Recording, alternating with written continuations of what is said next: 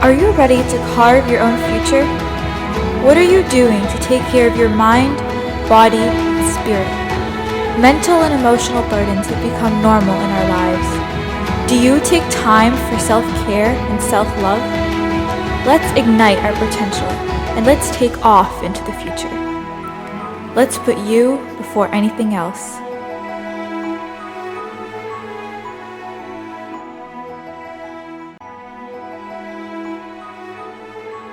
Welcome everyone to a brand new session of Youth Talks.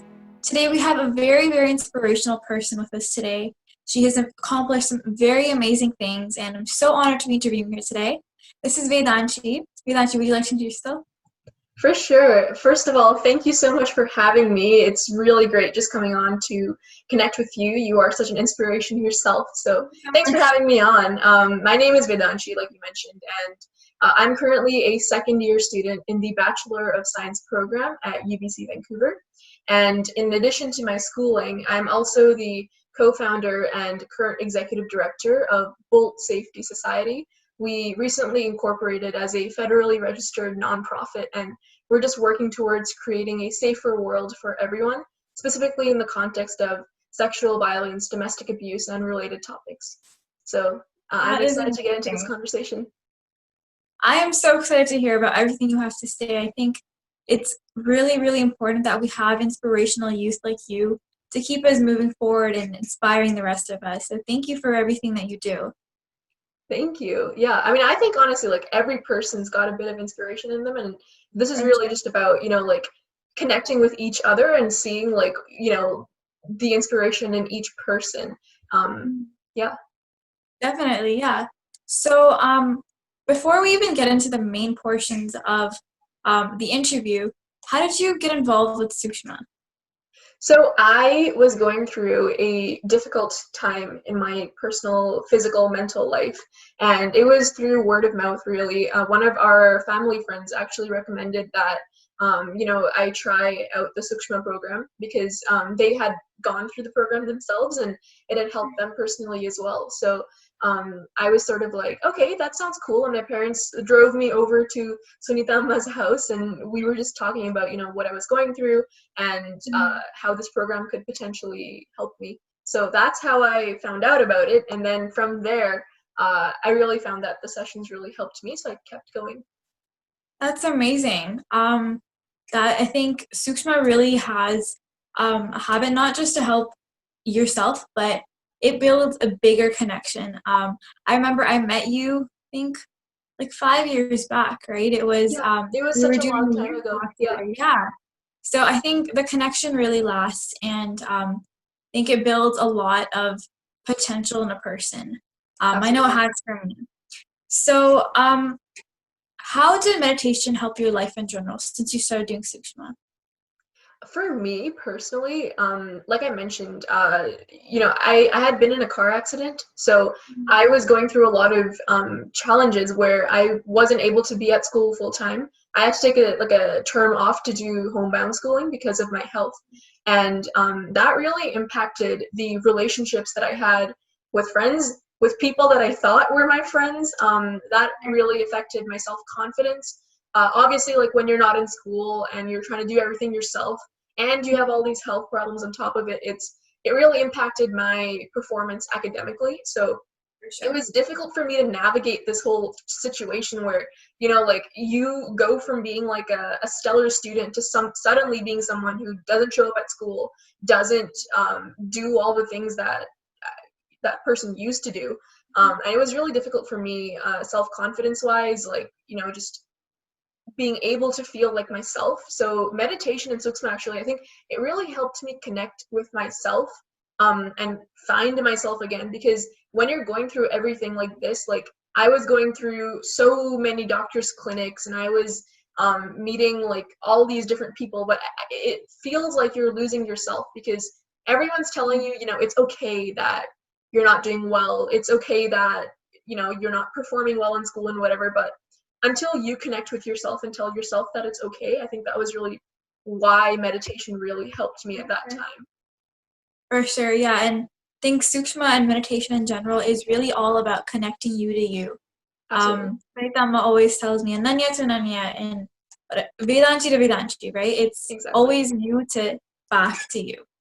Um, so I think in our teenage years, we all struggle a lot with peer pressure. I know I have, throughout high school, throughout middle school, I would get bullied a lot. What's your story? How did you combat peer pressure and all the different things that are constantly attacking our mind? Yeah, I mean, for me, like I said, with the car accident, because I wasn't at school, there were like when I did go back to school, like there were people in my class that would be like, "Oh, so like, you decided to show up to school today." So it's like it wasn't even an environment where people were understanding or it's like first of all, people don't need to be understanding. Like it's not their story, like it's not something that they're going through personally, but the least they can do is be respectful.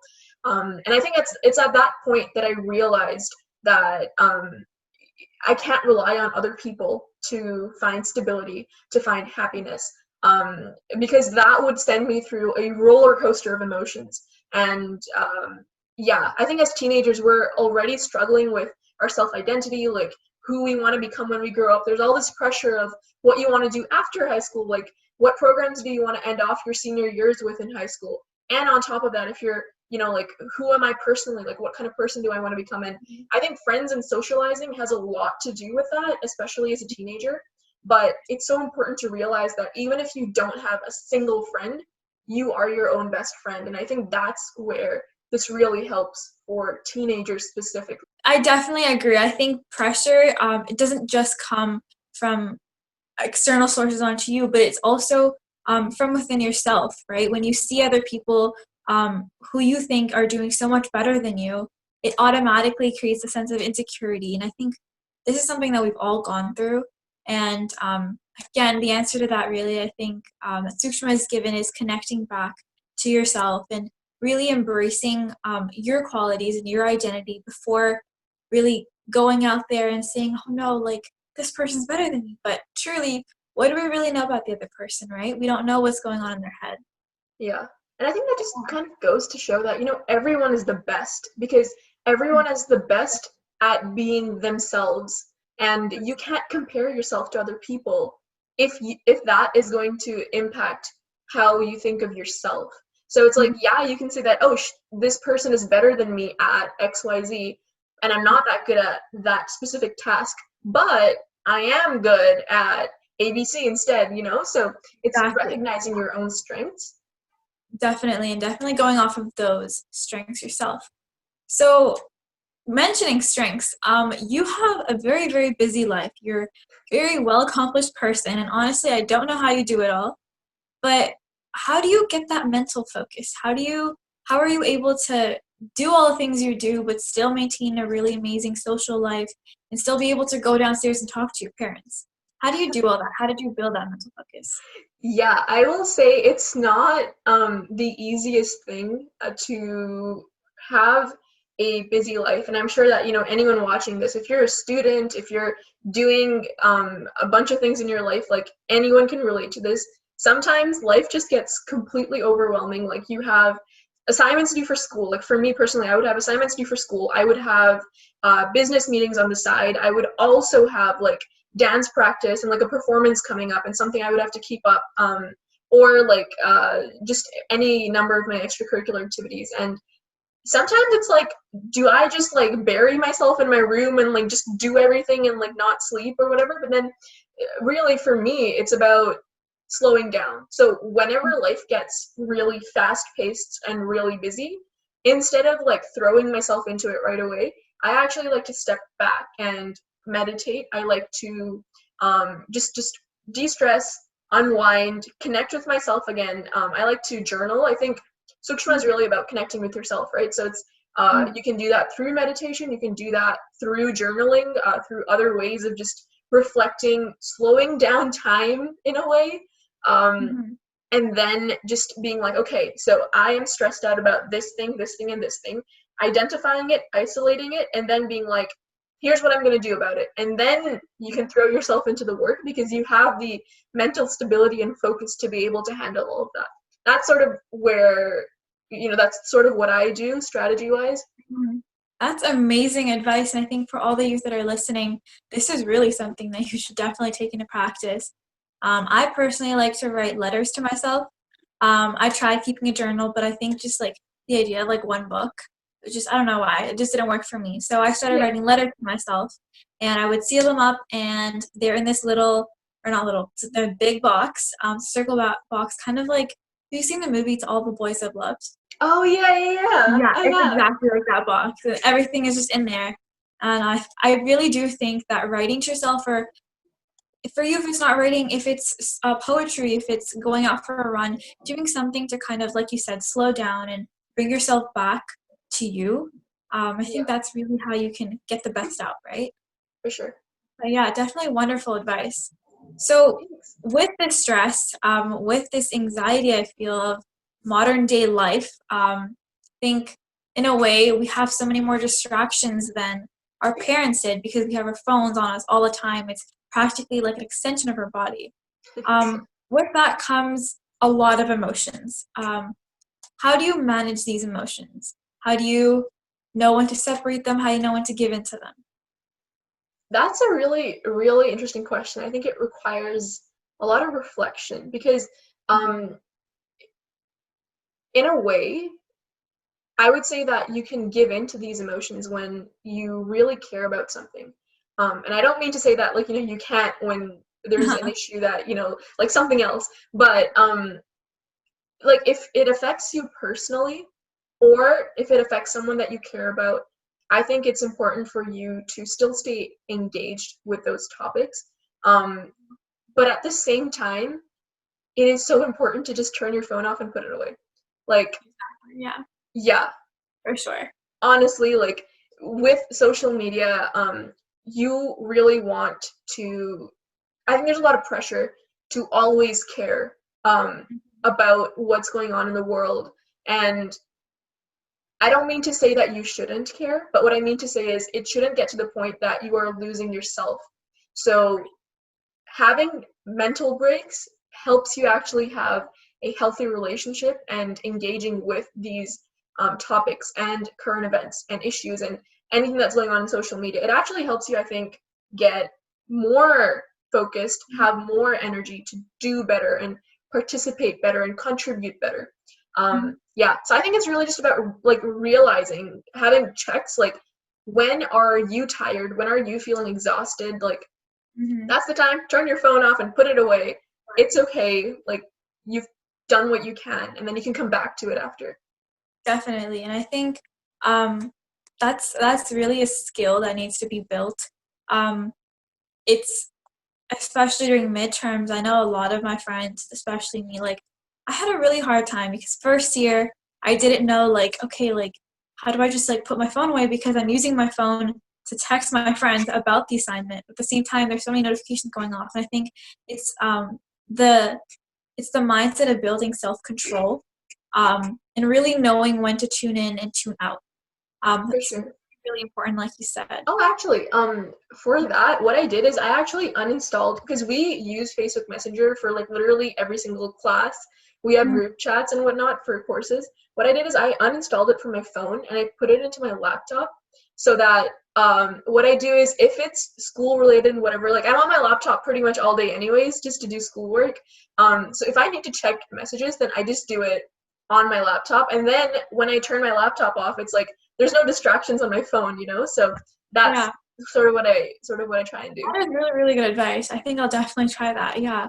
Yeah, I Um, hope it helps. really, really good advice. Thank you. Yeah. Um, but I think kind of going back to Sushma a little bit, um, how do you think that meditating has like helped you know whether you should give in or give out, or sorry, give in or remove yourself from these emotions? I think meditation puts you in a, or at least puts me in a very calm peace of mind. And when you are able to isolate yourself from your emotions, um, I find that that is what helps you have the mental space to decide whether or not you want to give in to certain emotions or whether you want to step back from them. Because if you are, it's like the saying that says, think before you act. And meditation and Sookshma, it helps you introspect, it helps you slow down and just pause and then think and then act. I think oftentimes with so much social media, so much, we're being bombarded with information all the time. Our impulse is to react, react, react. But sometimes it's important to just step back, think, and then decide if and how we want to react. That is really, really important. I think right now, so many people have this idea of just react and then think, which is so counterintuitive, I think. Really messes you up even more after, because you're overthinking at this point of what I could have done better, things like that. And I definitely agree For sure. with your point, I think, yeah. I think actually just connecting to this, a lot of times as young people, like, there's like social media, like texting etiquette and whatever, like don't leave someone on read, or like don't take so long to reply to someone. But I think the reality is that if you aren't spending enough time to think about your response, you might actually end up, like you said, like overthinking about it, or being like, no, I could have written this better or whatever. So when you reply to someone, like for me personally, like not just for friends, but even from a, like a business perspective, like it's important that when you're talking with potential partners or potential, people that you're interacting with, essentially, it's so important to just take your emotion out of it. Like you can, when you read something, you're like, oh, that's how I feel about it. But no, let me just take a few hours, if not a day, to think about this and then respond to it. So yeah, that's really important, I think. For sure, yeah. Human thought process is so critical. And I think when we're able to implement that in our daily life, it makes life so much easier.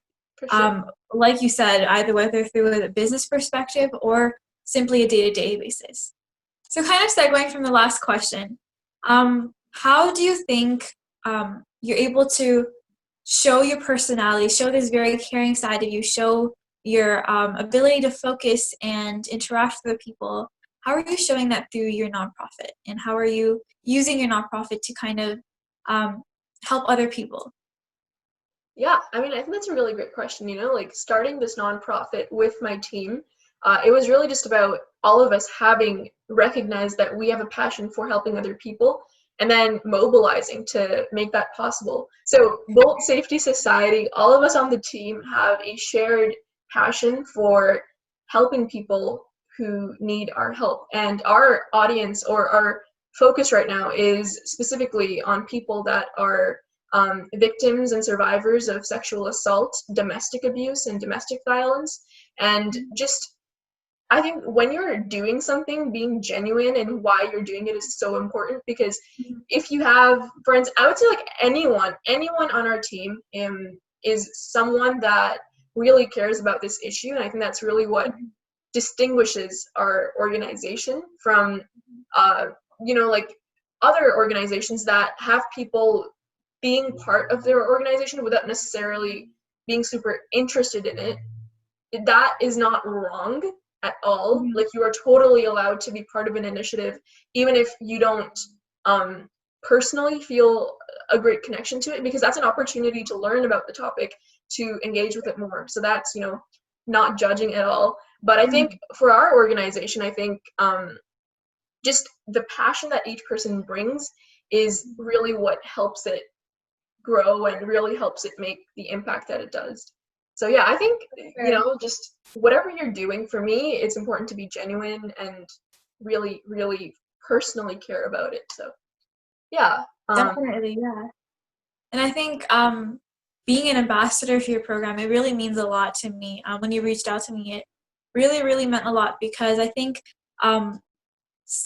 as a woman, safety is a great issue. And I've witnessed it. My friends have witnessed it. I've even personally had to deal with some of these things. So as a girl going into, hopefully going into many big leadership positions in the future, safety is a big concern for me. And I want to make sure that myself and everyone around me are safe and educated at the same time. Yeah. And I think what you guys are doing is so important and critical. And I can really see the way you are passionate, I was checked up on all your guys' Instagram posts, and I think it's so amazing how you really let your personality shine through, and your personality really is showing that you genuinely care, and that genuinity is really there. And it shows in the work you do. So thank you for that. I mean, we're really happy to have you on the team. And I mean, you said earlier, like, you know, the work that you guys are doing, but I would say the work that we're all doing together, because you're part of the team now. And yeah, so, you know, we're all in this together, really, just hand in hand, trying to make the world safer, because this isn't really just about one incident or several incidents. It's about a huge problem in society, like the objectification of women, the lack of respect for women, and I say women, but really that's really anyone that has to go through discrimination, that has to be subjected to sexual violence, other types of violence. It's just, we need change, and we gotta do that together. We really do. And one thing that really I really want to ask you is, there is so much emotion, I think, that's involved when talking about these things. There's a lot of stigma behind this whole topic. So how do you pull your emotions away from it when you're dealing with a client, or when you're talking about these pressing issues? How do you pull your emotion out of it and say, you know what, this hurts, but this is something we need to talk about? How do you do that? I actually think it's important to, in a way, not pull your emotions away, because I think that the difference between a nonprofit and or I would say the difference between our organization and some, you know, hypothetical organization B is that we really try to have a genuine connection with the topic that we're talking about. And I think if you put your emotions away, you're not going to have good ideas for how to change society, right? So it's important to engage with those emotions on a personal level, like with the team, because I think too often people tend to either like sensationalize certain issues, or completely like, you know, like take the emotion out of it, make it very, very like sterile, like surgical, almost like dissecting it. But it's important to find a balance between the two. So you can go through these emotions on a personal level, but when you're bringing it to a presentation or to a prospective client, you also merge the presentation or business skills side with it. So it's not just you being like, this is why it's important, but it is you saying, this is why it's important, this is how you can help. So I would say it's like you're like taking the emotion, which is the core of your passion, the issue, and you're amplifying it through skills like presentations and leadership. So yeah, I think I actually don't try and suppress my emotions.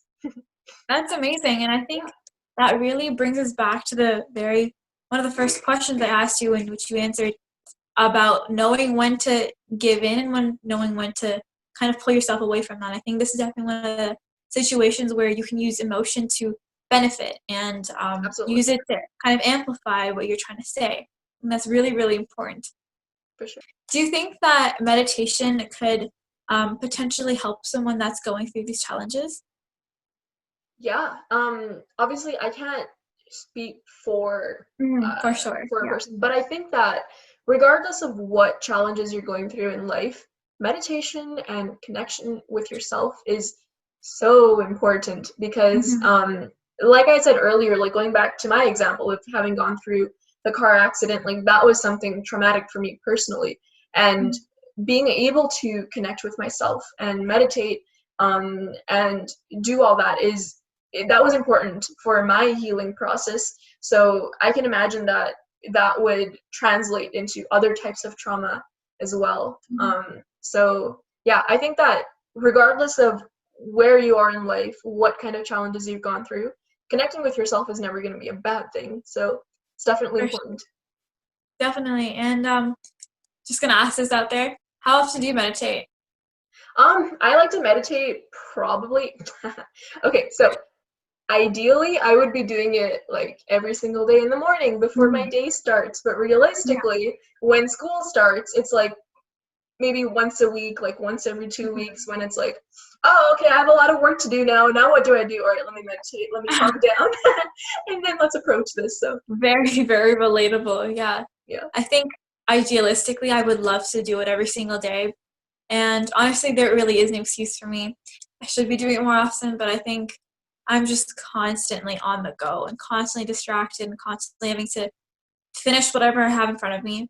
So, but I definitely think I will be making it more of a practice. for Definitely see the sure. benefit. Yeah, same here. I think we can all do a little bit better. Yeah, for sure. Um, but when you do meditate, what are the immediate benefactors that you notice?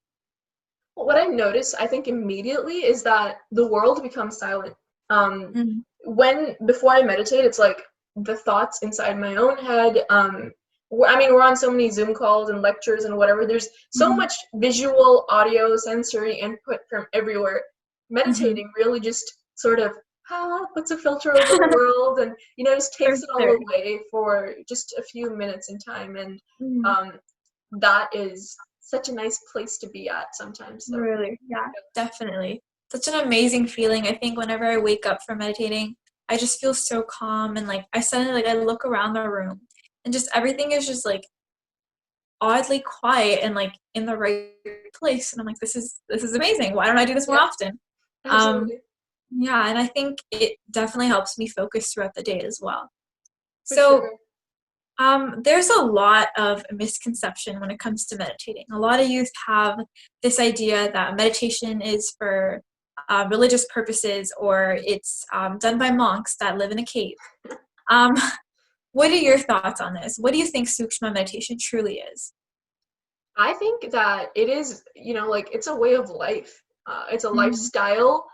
It is about. It's like if you go to the gym to work out your body, you meditate to work out your mind. I think it's as simple as For that. sure. Um, yeah, Sushma meditation is officially gym for the yeah. brain and the Gym for mind. the Love it. brain. That's what it is. That's amazing. I love that analogy. I think, like you said, it's definitely, I think we all have this external focus on our bodies, but it's so important that we're able to control what controls our body, which is our mind and our brain.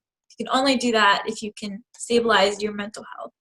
Absolutely. Um, Kind of segueing, that was actually a really perfect thing you said, because the next question is about body image. I think, especially as a woman and as a girl, I have this whole bunch of, oh no, like I'm not perfect. I don't have this like hourglass figure. I don't have the TikTok like perfect face. I don't have all of this. How do you combat these things? What do you do to make sure you know and that to yourself that you are perfect for the way you are? You are perfect. That's, You are very you are perfect too. perfect, and I think that's um, you just gotta tell yourself that.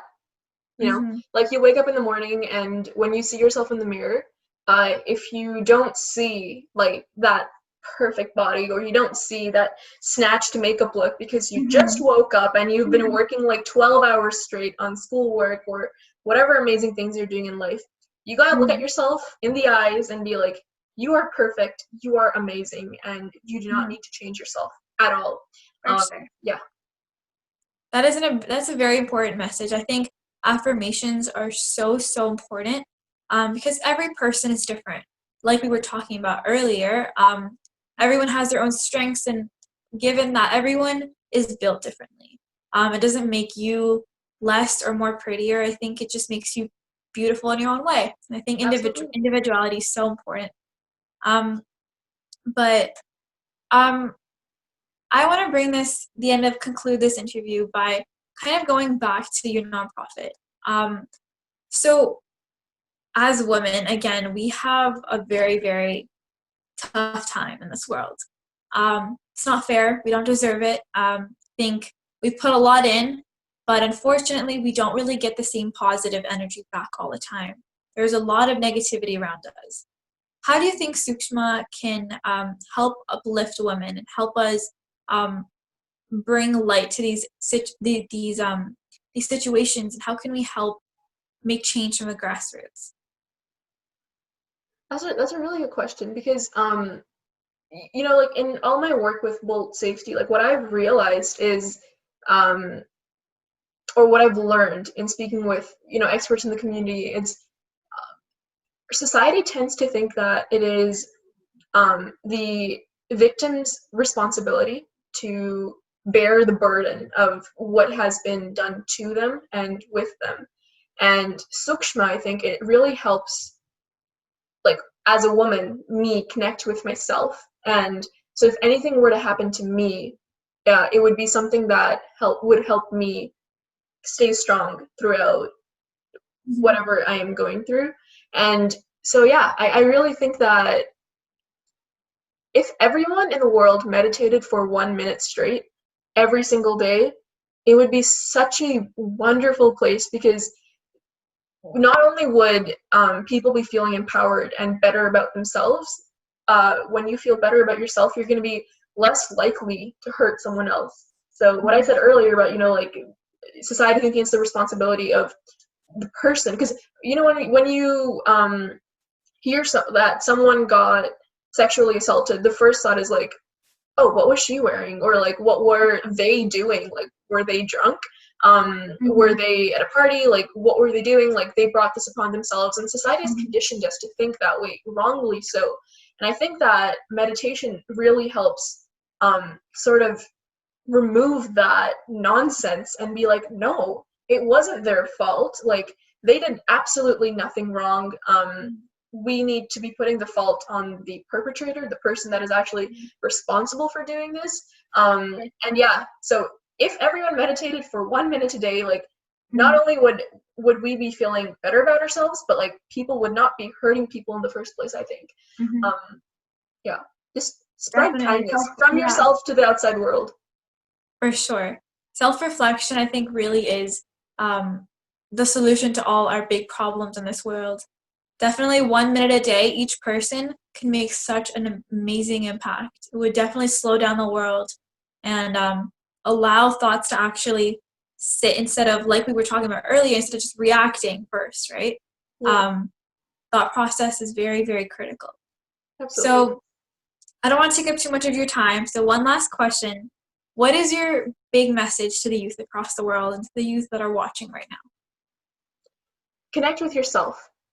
Be your first friend, be your best friend, and before you go out into the world and do all the amazing things that you are undoubtedly going to do, be your first fan, be your first best friend. Just be there for yourself before anyone else. And I think that's really important.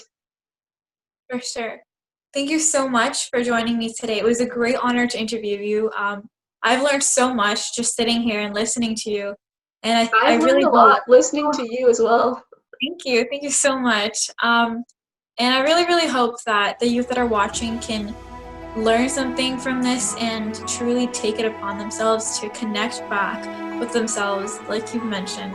And thank you for joining us today. Thank you for having me. Have a wonderful day. Bye. Thank you. You too. Bye.